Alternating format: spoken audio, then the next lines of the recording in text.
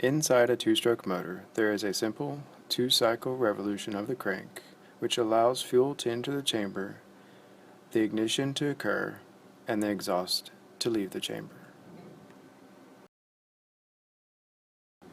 In this next animation, you can see the repeated process: fuel entering the chamber, exhaust being expelled from the chamber, and the ignition process happening each time in between.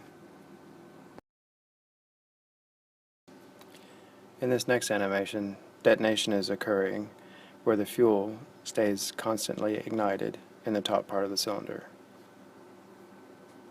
This uncontrollable combustion, also known as detonation, can lead to pings, knocks, and eventually engine failure.